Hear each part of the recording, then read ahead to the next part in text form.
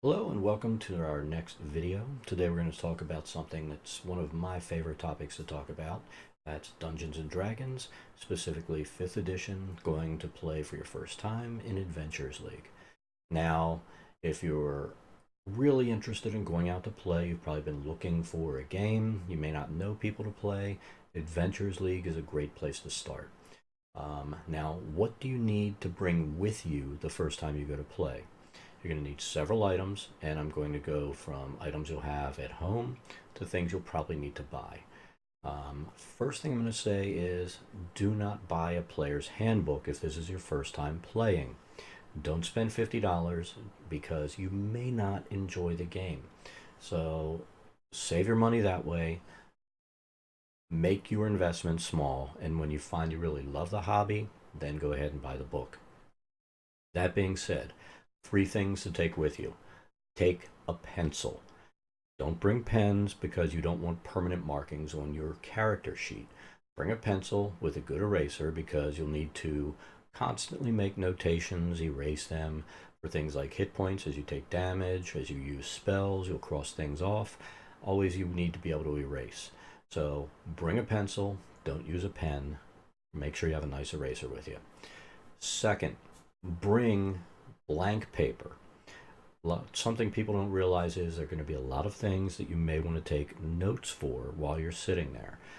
You may want to make notations about non-player characters that you need to go and meet, missions you're on, side missions, keep track of treasure you've gotten, magic items which can be consumable like potions so you can cross them off. Make sure you bring paper. It's, you should have some at home. If not, get a notebook and keep a record of what you're doing.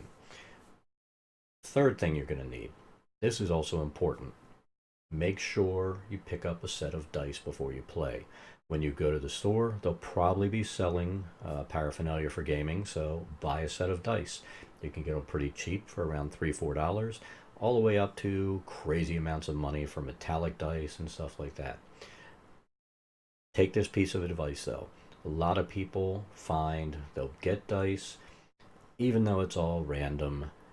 You'll get a die that for some reason you think doesn't roll well.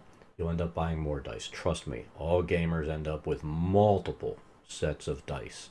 So keep it cheap, and then if you enjoy the hobby, start collecting dice like all the rest of us do. We all have ridiculous amounts of dice, trust me.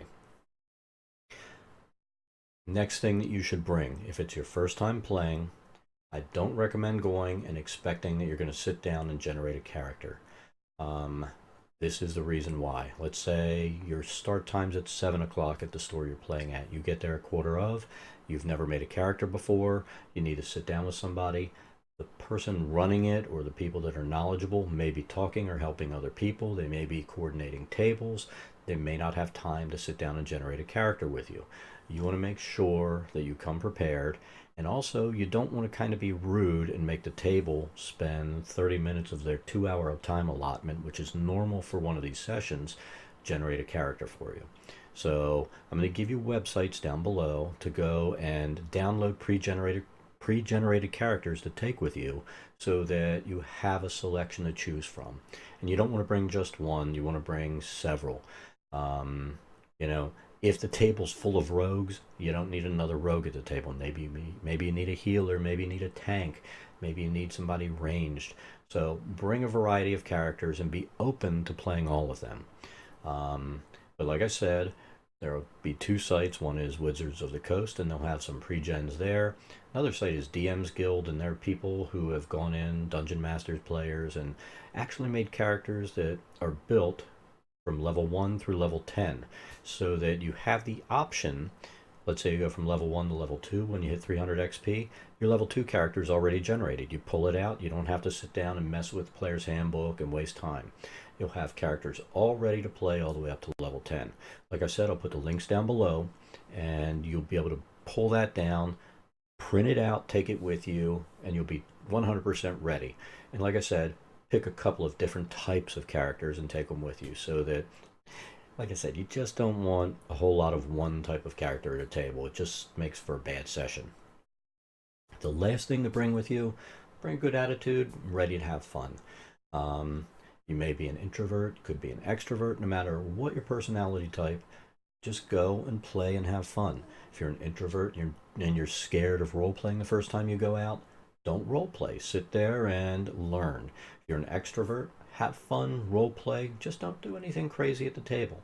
So that's the most important thing to bring, an attitude that you're ready to have fun, open mind, meet new people, have an awesome time. It's a great game to play. You will enjoy it. But that's about it for today. Those are the things you need to bring the first time you show up for an Adventures League session. Anyway, have a great day. Hope you enjoyed the video. Be sure to like and subscribe down below, and we will see you next time. Thanks.